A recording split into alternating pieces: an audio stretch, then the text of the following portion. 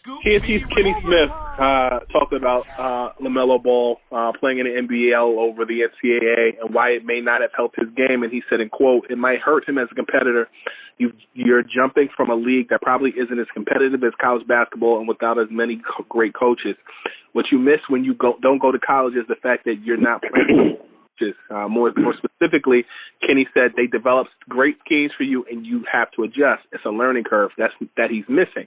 Great players adjust, but I think he'd have been able to adjust to the NBA style better if he'd gone to college. You being around Melo, what say you about Kenny's assessment? With all due respect to Kenny Smith, he's been in this game forever. NBA champion, leader, point guard, shooter, 2 champs, 2-time champion with Houston. He don't know what he's talking about on this.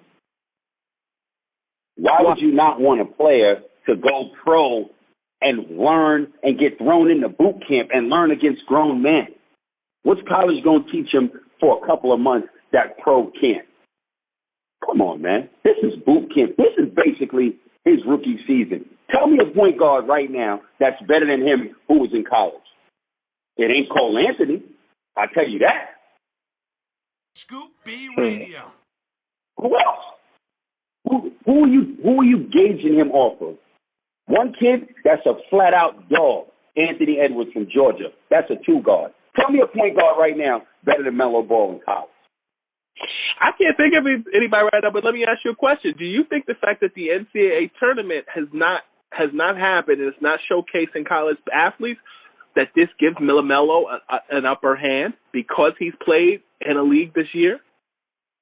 Yo, guys had 4 months before the tournament. Right. Who showed you what in those months? True. Who showed you what? Look, I'm not over there. I'm going off of what the consensus mock drafts are showing. Okay? Who did what in college at the point guard position better than Melo Ball? Scoop B Radio.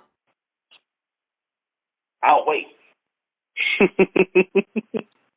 What's Kenny Smith talking about, man? You trying to tell me you wouldn't want a kid to go into pro first and get thrown in with wolves, and let's see how you adjust then? Right. Is he going to school for 4 years? That makes more sense if you're talking about a kid going to college for 4 years, 3 years. This kid is going for 4 months. And this kid that already he's on the AAU circuit. Some mock drafts have LaMelo going 5 overall, with James Wiseman going 1. He's a center. He's 7'1", so understandably so. Right. They're saying he's an Anthony Davis light. You look at number 2. Some are saying Anthony Edwards. They're calling him a bigger Victor Oladipo. Oladipo, right.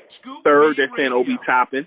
They're saying a stronger Drew Gooden or Amari Stoudemire comparison. Then you look at 4. You look at Onyeka Okongwu, who they're saying could be Bam Adebayo or Tristan Thompson. Then 5, they're saying LaMelo, who is a 6'7" Jason Williams.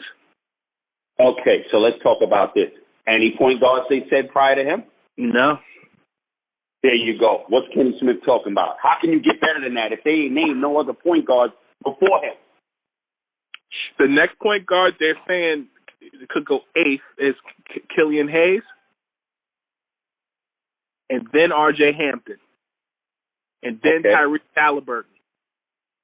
Scoop B Radio.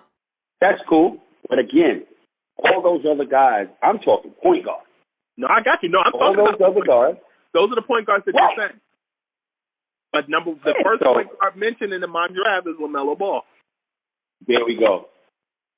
It's still a win. Do you know what he was ranked before the NBL?